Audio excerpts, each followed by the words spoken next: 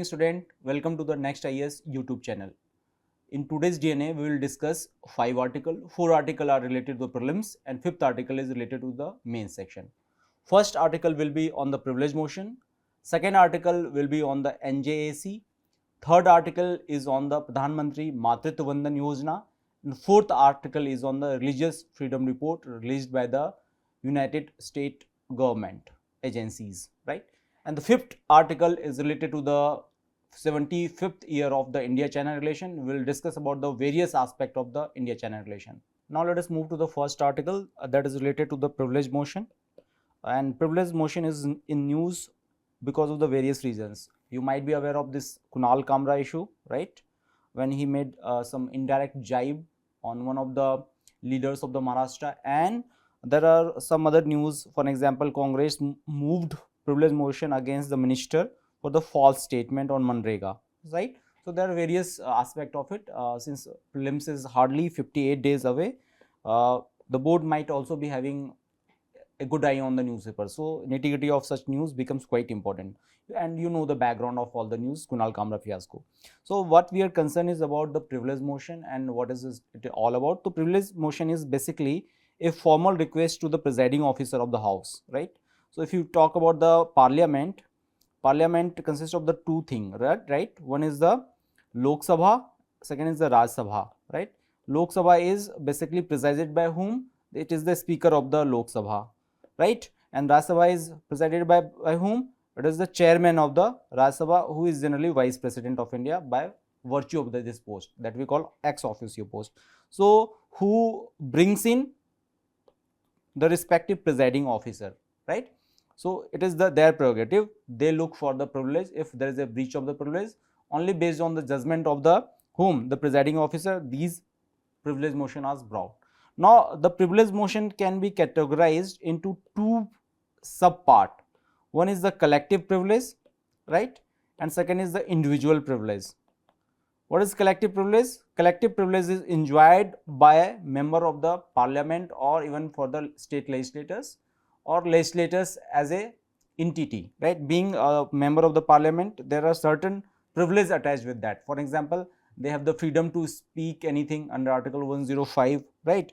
Or they can give any statement. They are not subject to the judicial processes during the session of the parliament. These are the collective privileges. Not only that, they also enjoy certain kind of the individual privilege. For example, they can't be called by the court for to disposal of any evidence, right? These are the privileges that is enjoyed by the our parliamentarians, and where it is written in Article 105 for the MPs and in Article 194 for the MLAs, it is clearly written that they enjoy the privilege. And in the case of the conflict between the fundamental right and the parliamentary privileges, as per the judgment of the Supreme Court, it is the parliamentary privileges which will be given precedent. So if you have to write in the note, it is always the parliamentary privileges which is given precedent over the fundamental right, right?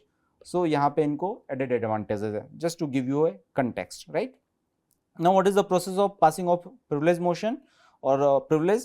So what, see, the speaker or the chairman of the Lok Sabha, speaker of the Lok Sabha or the chairman of the Raj Sabha decides when it will be passed, and if passed by the speaker or if nodded by the speaker, what they do, either they individually pass it or they send it to the privilege committee. There is a privilege committee in the both of the house. In the Lok Sabha, it comprises of 15 members, and in the Raj Sabha, it comprises of 10 members. And if privilege committee finds there is a breach of privilege, then a quasi-judicial process can be started against the person or even against a minister. If it is against the minister, there will be a censure motion against the minister, and if it is against the individual, it will be decided by the house of the day. It can be judicial or it can be non-judicial punishment kind of thing against a person who is violating the privilege of the parliament. And this is all about the privilege motion. Hope the things are clear to you. Just try to scan the various provisions related to the privilege motion. It will give a wider idea about it. Now let us scan through the question given in the screen. I hope you will be able to solve this question by the given context. Next news is about the NJAC. So you might be knowing about the recent Delhi High Court judge which was in news because of the alleged recovery of the large amount of the cash from his house, and otherwise our law minister also alleged that there is a disproportionate representation of the members from a certain community into the higher judiciary, right. Because of all these reasons, the NJAC again came into news, and there is a explain section in the Indian Express as well as in the editorial page or in the opinion page. There is a mention of the NJAC. We will discuss the essence or the summary of the entire issue, what is the NJAC and what is it all about from the prelims perspective. Now, you might be knowing, as per the article 124 of the Indian Constitution, it deals with the establishment of the Supreme Court, right. And as per the same article, it is the president who appoints judges of the Supreme Court on the recommendation of Council of Ministers. You might be knowing about it, right. And the similar provision is there with the High Court, right. As per the article 217 sub clause 1, it is the president who appoints High Court judges, right. I am giving you the points from the constitutional point of view, right. Again, the transfer is also done by the in the similar manner by the president, again on the recommendation of the collegium and the assented by the government of the day. Now, here a key word came, that is the consultation. What happens during the initial days, it was not clear if the consultation by the judiciary is mandatory or not. However, during the subsequent year after 1974, it was made that consultation means the concurrence. That is very important, which gave upper hand to whom? Judiciary in the appointment as well as the transfer thing. So, how these things are unfolded? So, I will give you a context. There are basically 3 judge cases which deals with the appointment and transfer of the judges from one High Court to the other High Court, because the High Court judges are subject to the transfer, not the Supreme Court, because Supreme Court has only one bench, that is in Delhi. Now, what happened? Basically, the Constitution of India itself makes Indian judiciary an activist judiciary, and the power structure is basically tilted a bit towards the judiciary, and which was basically reinforced by the 3 judge cases that we commonly know. That is the first judge case, second judge case and the third judge case, right. So, in the first judge case, what happened? It declared the primacy of executive over the judiciary, right. It means in the appointment and other things, it is the executive who will be given the primacy. However, it was turned on by the second judge case of 1993. What happened in 1993?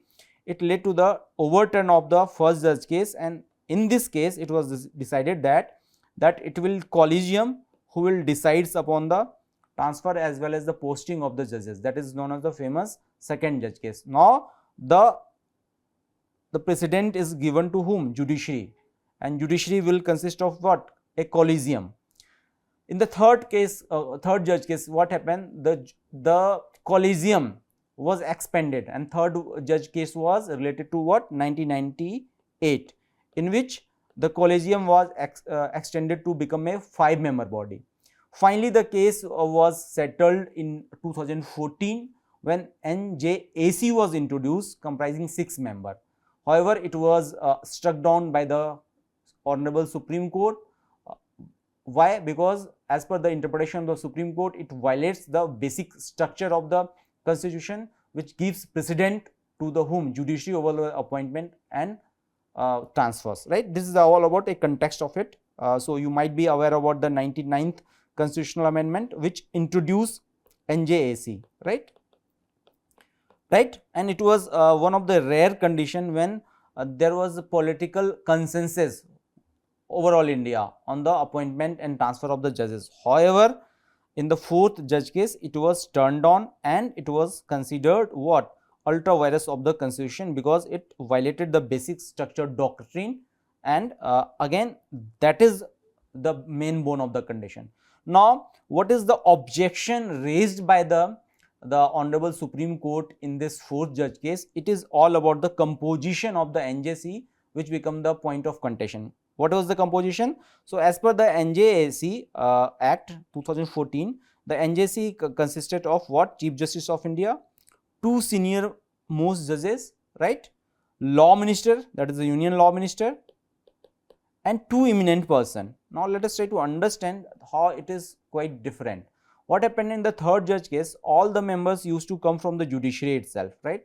All the four members used to come from the judiciary, and it was decided by the judiciary who will be appointed as a judge. Now after the introduction of the NJAC, what happened, you can see there are partially judicial body and there are partially non-judicial body. In the non-judicial body, there is a law member who is part of the executive and two eminent person who will be appointed by whom? A search committee or the selection committee consists of whom? Prime Minister, CJI and the leader of opposition. This became one of the most point of the contestation, because again here if you go by the composition, you will see upper hand is given to the executive or the legislators, right? Why? There is a PM, there is a leader of opposition, and CJI is in the minority, and it was objected by the judiciary in fourth judge case that it gives upper hand to the whom? To the executive on deciding the cases. So what is the solution to it? So I believe the solution lies in the composition of NJAC. Either the casting vote should be given to the CJI in the case of appointment of the two eminent person, or there should be some favor to the judiciary in order to come to the consensus, because we can see in the transfer or in the appointment there are a lot of allegation on the judiciary itself that it is quite opaque and it is not transparent kind of the institution. So this is all about the what NJAC and its composition. Now let us try to have a very brief idea about how collegium system is different from the NJAC, sorry, right? So what the collegium system, it evolved through three judge cases we have discussed, and NJAC was evolved through 99th constitutional amendment 2014. What is the composition? CJI and four senior most judges. 5-member team was there, CJI plus 4. Here is a 6-member team in NJAC. What was the composition? We have already discussed, right?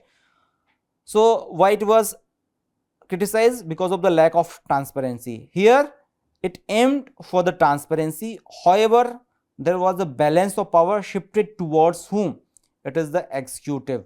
That's why it is objected, and hence it is suggested, you can write in the suggestion that NJAC may there should be given precedent to whom? Judiciary. At least the casting vote should be given to the CJI in case of the conflict of interest or the stalemate. The veto power should not be in the hands of the executives. That is all on the NJAC. Just try to answer the question given on the screen. I hope you will be better able to solve the question. Now let us move to the next news, that is related to Pradhan Mantri Matritva Vandan Yojana. Now what is the context of the news? So Congress Parliamentary Party Chairperson Mr. Sonia Gandhi alleged that Pradhan Mantri Matritva Vandan Yojana, that in short we call PMMVY, is severely underfunded and violates key principle of the National Food Security Act 2013.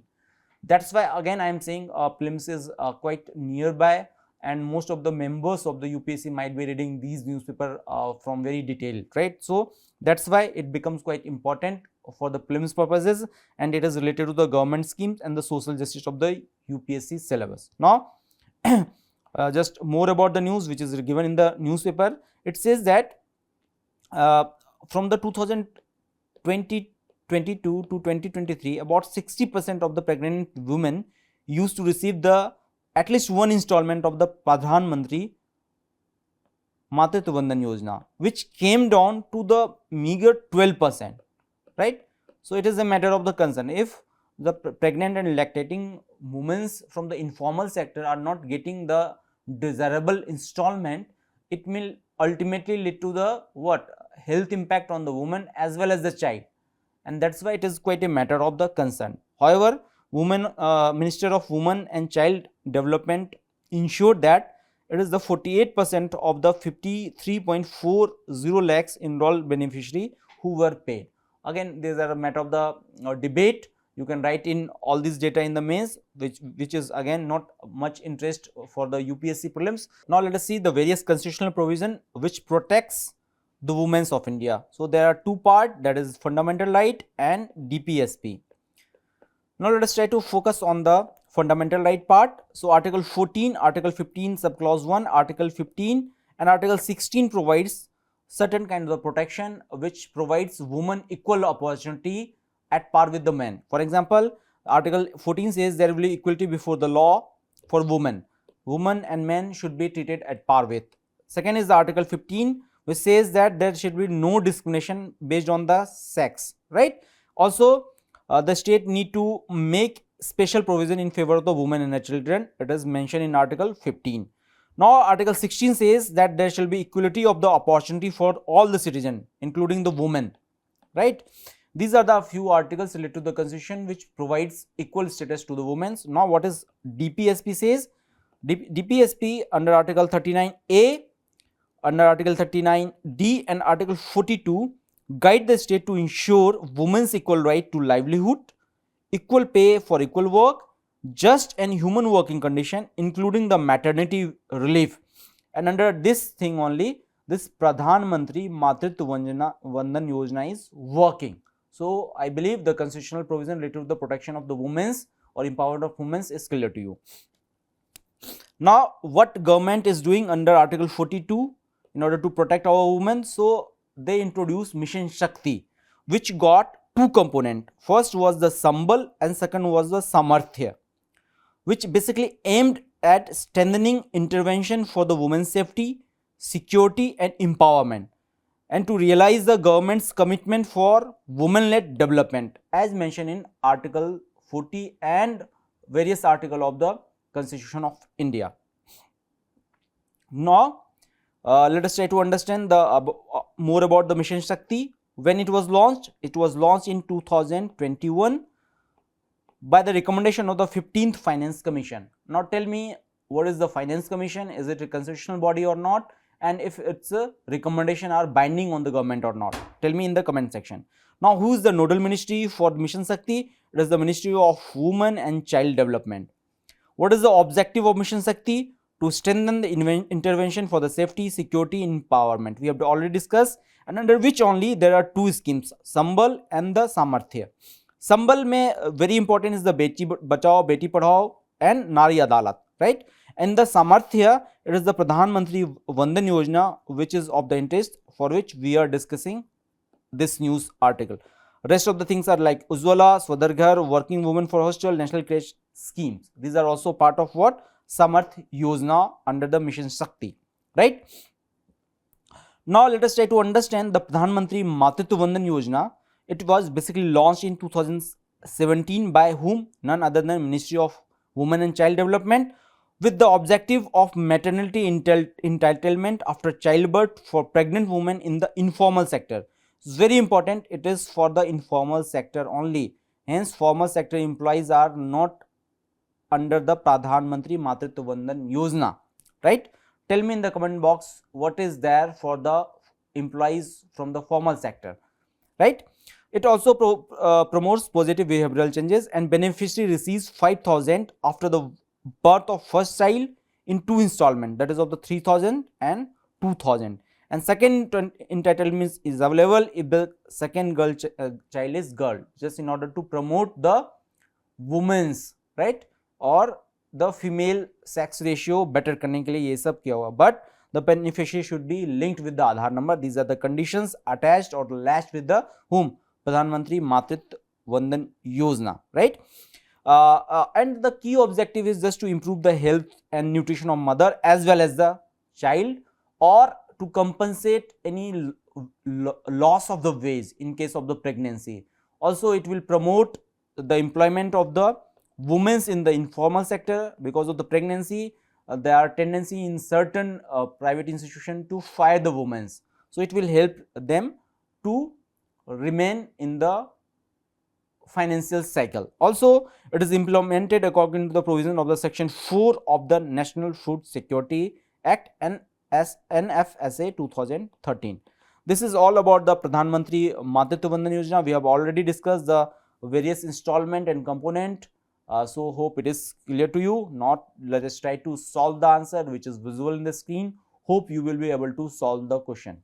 Our next news is related to the Religious Freedom Report, very interesting report. It was basically released by the USCIRF, which claims that the religious freedom condition in India has taken a nosedive in 2024, right? So, it came to the Indian Express as well as the Hindu. So why it is important? It is important for two things. First, it is considered that this report is nothing but as a moral kind of the pressure that is being built by the US government, and second, it accused for the first time our external intelligence agency, that is RAW, right? So what the news says all about, let's try to understand that. It says that India's religious freedom has been curtailed in recent time. It is the claim of which is the institution that we call United States Commission on International Religious Freedom, that is the USCIRF, which is basically an independent bipartisan US federal government agency created in when 1998 under the International Religious Freedom Act. So basically it is a independent body of the United States government, right? And it monitors the universal right for the freedom of religion or belief abroad, not in the USA. Very interesting. They are watching it abroad. They are doing the moral policing of the world, and they are not concerned about the USA, wherein we can see the racial discrimination, the religious discrimination against the citizen and non-citizens. And its basic mandate is to make policy recommendation to the President, Secretary of the State and the Congress, which tracks the implementation of these recommendation as well. Means it's a recommendatory body, hence not to be taken much seriously. But since it alleged that our research and analysis wing is involved in the assassination of or a plot to assassinate few US citizens which are demanding separation kind of the thing, or separatist from the Indian origin, right? So we will try to understand what is the RAW. Basically RAW is India's external intelligence agency, which was created after the defeat, I will rather say, of India in 1962 war against the China, and it was basically carved out of the existing intelligence bureau, and it came into the picture in 1968, right? This is a brief about the research and analysis wing, and it comes under the cabinet secretariat of the government of India. And at present Ravi Sinha is the head of the RAW, who is 1988 IPS batch officer. In case you are into the IPS services, you might become the RAW chief. This should be also one of the motivation. And India condemned the report, and as per the Ministry of External Affairs statement, we have rejected US panel's latest religious freedom report, and what we have says that India condemned this and repudiated the report, and India called USCIRF as an institution of particular concern. That is the allegation, and it called it the entire report politically as well as biased, politically more motivated as well as the biased. So these are the friction point between the India and USA. Basically what is doing, US is trying to build the pressure on India in order to come to the toe or come in the line of the toe of the recent government. These are the basically tactics adopted by these US administration. So what they have done, they have put India into the entity of a country of particular concern along with the other countries, for example Afghanistan, for example China, for example Cuba, Iran, or Saudi Arabia. These are the country of the particular concern, and India is under these watch list as well, which is again a very funny thing, given the fact that US have to look for their own you have to look for their own internal politics before pointing on our religious freedom. Now let us talk about the various constitutional provision which is related to the religious freedom in India. Since it is in news, it is in controversy, we will have to look for the religious freedom. So article 15 subclause 1 and subclause 2 prohibits discrimination against citizen on the ground of religion, very important, or even the race. Article 25 subclause A says that people's freedom of conscience and right to freely profess, practice and propagate religion subject to the particular order, morality and under fundamental right. There are reasonable restriction under it. You should be following your religious aspect, but not unfettered. Also article 26 says that it is the right of every religious domination or any section thereof subject to the public order, morality and health to establish and maintain institution for religious and charitable purposes, manage its own affair in matter of the religion, and own and acquire movable, immovable properties, and administer in accordance with the law. So, these are various constitutional provisions which protect the religious minority in India, and Article 27 as well as Article 22 also protects the religious minorities or the minorities of India. You should be aware, because Article 27 says that prohibition against any compelling for any person to pay taxes. You are not supposed to pay jizya in the modern world. Or Article 28 says people's freedom as to attendance at religious instruction or religious worship in the educational institution wholly maintained, recognized or aided by the state. So, these are the various provisions related to the religious freedom in India, right of the minorities, and as I rightly said, US need to look into their own issues, domestic issues. We have seen how this Black Lives Matter movement dismantled the myth of US being a modern state or democratic state having no discrimination. This is all about the news. Now, let us try to solve this question. The question is given into the screen. That's all. Thank you. Now, let us move to our mains article, which is related to the 75 years of India-China relation. It is a milestone, and milestone are favorite subject of the UPSC, right? So, you can see the news came that 20 Chinese scholars to visit Vishwabharati to mark 75 years of Indo-China diplomatic ties, right? So, we are focusing on cultural ties as of now, and it is relevant for the international relation. And recently, External Affairs Minister Sri S. Jaishankarji has also talked about the India-China relations, that we need to avoid the conflict in order to compete with the China. Now, let us look for why this is important. So, there are multiple UPSC questions. Two questions which is overlapping with today's theme are: first, with respect to the South China Sea maritime territorial dispute and rising tension, affirm the need for safeguarding maritime security to ensure freedom of navigation and overflight throughout the region. In this context, discuss the bilateral issues between India and China. So, they are asking to discuss the various bilateral issues between India and China, that we will try to discuss. And second is that China is using its economic relation and positive trade surplus as a tool to develop potential military power status in Asia. In this light of this statement, discuss the impact on India as her neighbor. It came into 2017. So, you can see the UPSC is picking the China topic regularly. Now, let us try to understand the various dimensions of the India-China relation. First, we will discuss what historical or the cultural ties with the China. Second, we will discuss geo-economic, geopolitical, geostrategic, and finally, what are the key challenges and solution to the China enigma, right? Now, when we talk about the cultural ties, we will have to understand India and China both were connected via Silk Road, right? It's a very famous Silk Road. There's a book written by the William Dalrymple as well. You can read it if you want to understand more about the Silk Road, right?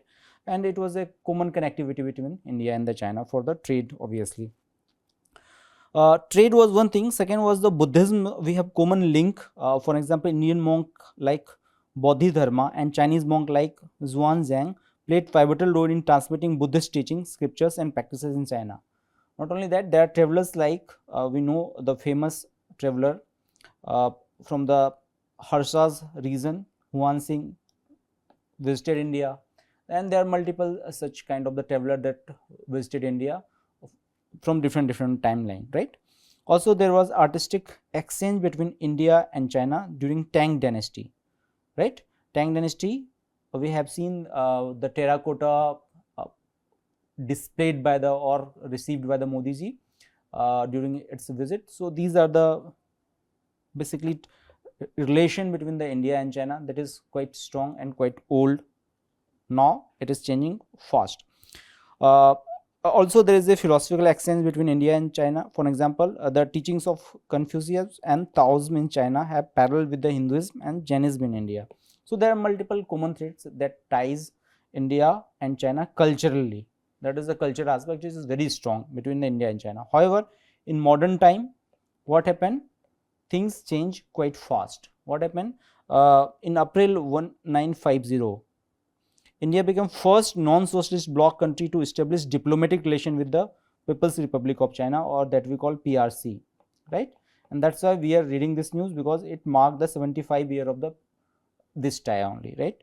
Then what happened during 1962, India was following a policy of we call bandwagoning. What we call bandwagoning? What is it? When a state is not that strong, it look for allies. So India was following this bandwagoning policy. Accordingly, we were following the famous Panchsheel policy as proposed by the Nehruji in 1954, right? After that, what happens? India from 1962 to 1988 followed a policy of modus vivendi. What is modus vivendi? It's very interesting term. Google for this term, you will get to understand. It is basically status quo kind of the thing that we followed. In simplistic term, if you don't like a person, but if you have to coexist with them, we have to adopt this modus vivendi that we were following from the 1988 to till 2019. What changed in 2019? There are certain things. For example, border dispute. In 2019, there was a border dispute. After that, there was what? There was COVID as well in 2020. It actually basically changed the current world order. Not only that, in 2017, we have seen Doklam standoff. After that, we have seen multiple such kind of the standoff. I will give you a context of the such kind of the standoff between India and China, that is the border issue, right? So after the 2017 Doklam issue, or after that, we have various conflict with the China. It is being said that China, which is trying to replace USA as a world power, is trying to assert its hegemony in India. So we'll also give you a concept of the how this balance of power things work. So after the 1950s, or after the basically Second World War, the world was divided into two blocks, Russia or USSR and USA. But after the breakdown of the USSR in 90s, there was a unipolar world led by the basically USA. However, unipolar world was changed after 2001. What happened? There were attack on the USA, plus after the attack on the USA, the invasion of the USA was not well received by the rest of the power. It led to the decline of the USA as a world power, right? Also, there was 2008 financial crisis. Also diluted the USA's power. At the same time, China was rising. In 2012, what happened? Xi Jinping, who is basically considered one of the hawks of modern time, or that we call alpha man of the international relation of the time, took oath of the president, and since then he is the president, and he is one of the strongest president of recent world order, right? And he is trying to replace USA as a world power. So accordingly, India, which is considered as a swing state by the USA, was supported by the USA on various aspects. And also India has certain concern with respect to the China's two projects that we call BRI and CPAC. Both had contentious issue because of two things. It violated India's territorial integrity as well as the sovereignty because of its nature, right? Also, that's why there was a border dispute. For example, there was first Daulat Beg Oldi. After that, there was a Doklam issue. After that, there was a Chumar conflict, and finally Galwan conflict was there, which led to the almost freeze into the situation between the India and the China. That is of the recent time. Also, why China is basically quite interested in CPAC or the BRI? Because of its Malaccan dilemma. What is Malaccan dilemma? So you might be knowing that Malacca state is a very narrow strip of the state, which is a major choke point, and India has hegemony in this region. That's why China want to explore new route in order to gain the access of what? Central Asia, A. Second, its own province that we call Jiangxing province. You might be knowing Uyghurs, Muslims and all. So they wanted to get the access. For that, Aksai Chin is quite important, and Aksai Chin is a very disputed territory. That's why India has several objections on it. These are the few conflicting issues in the India-China relation.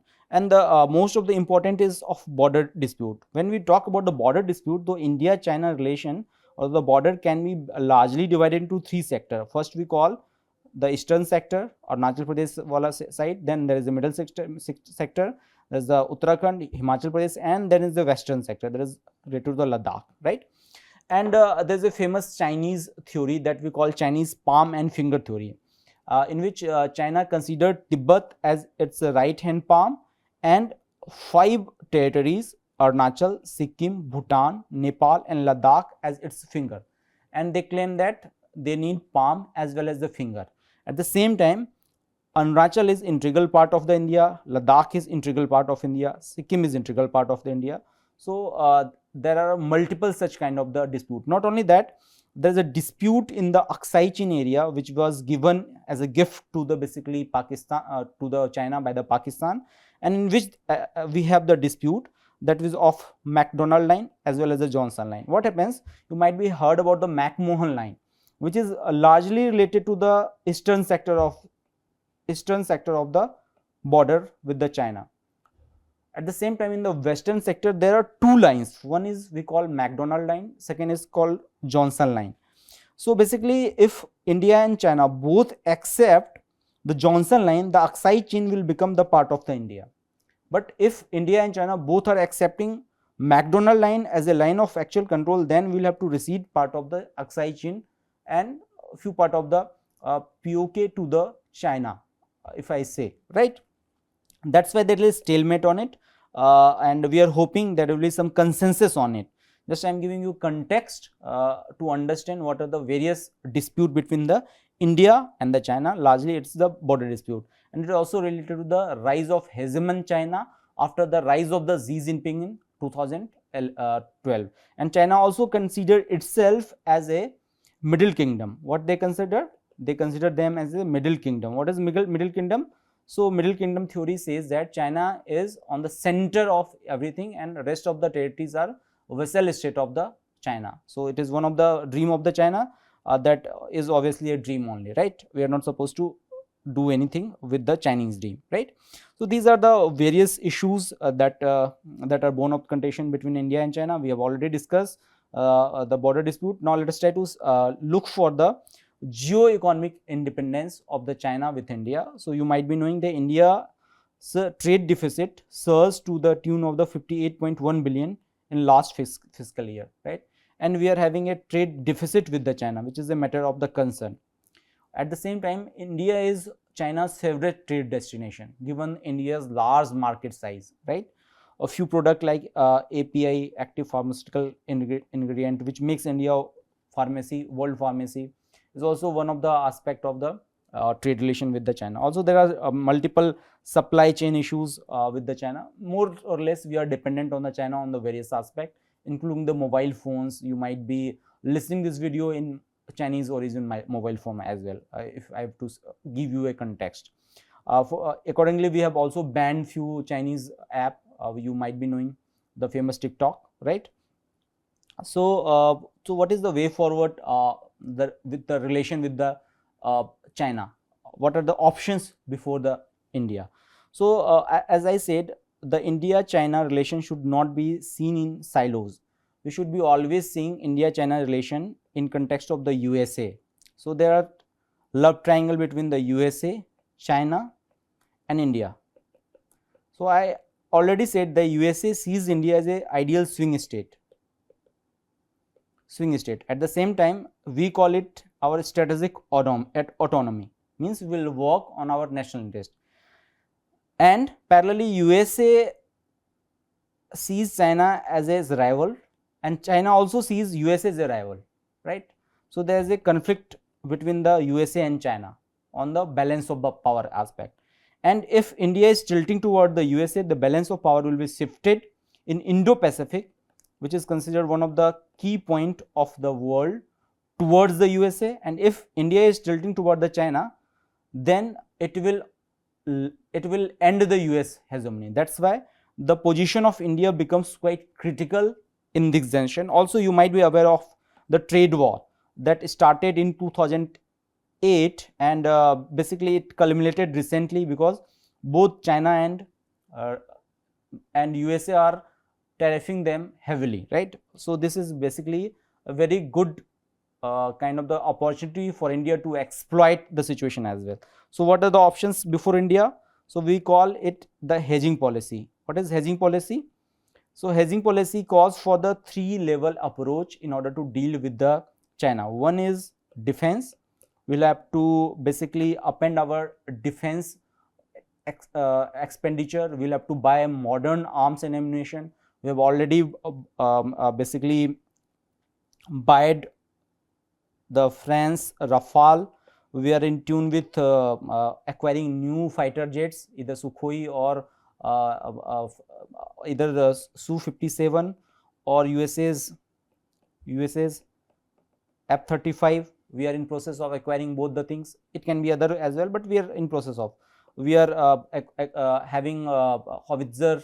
We are having the various kind of the things which need to appended our defense aspect, right? And second is the summit. Obviously, we need to have the summits with the China. We should never be losing the diplomatic relation.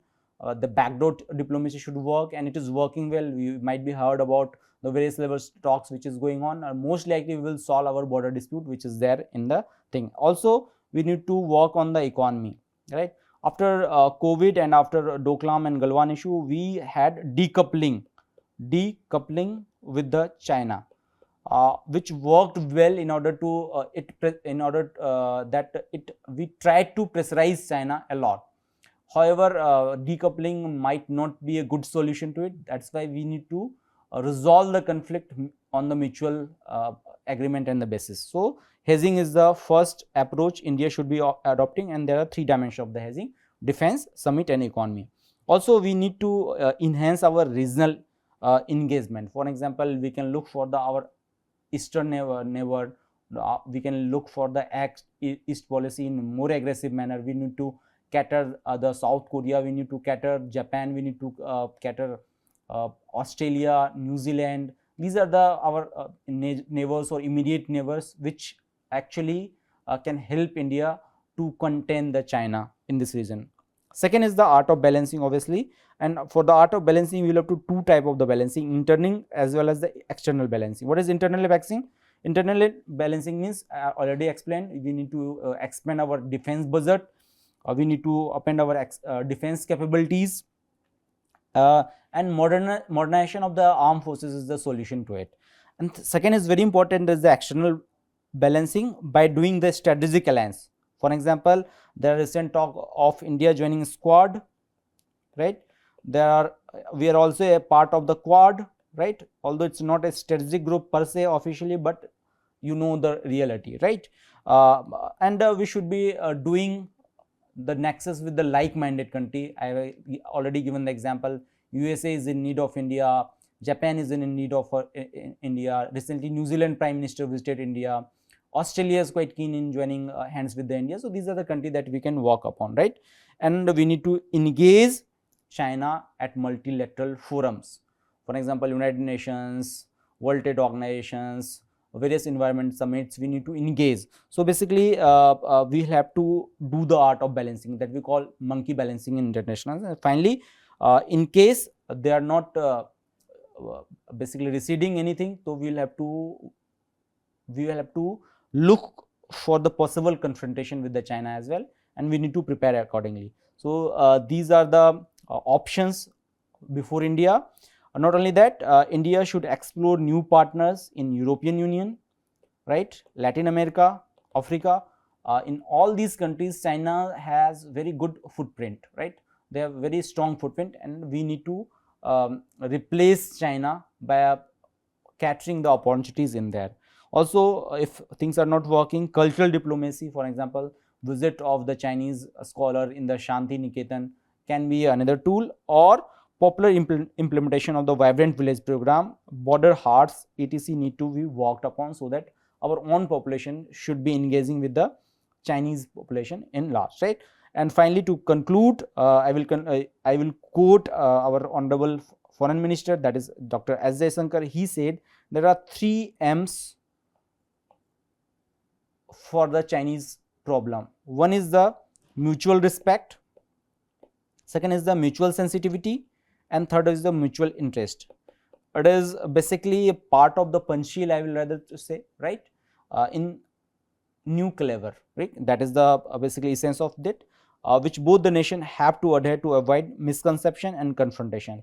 So with this, I will conclude. We have discussed the various aspects of the India-China relation, from the history to geopolitics to geostrategy, in a very short manner. Hope you will be able to write a good answer based on all this information. That is the precise purpose of the entire discussion. Now let us see the question. The question says, the virus of conflict is affecting the functioning of SCO. In light of this statement, point out role of India in mitigating the problems of SCO, right. So it is a very niche kind of the question. It is only related to the SCO. We can also write the various aspects of the India-China relation in it. That's all from the today's discussion. Hope you enjoyed. Thank you.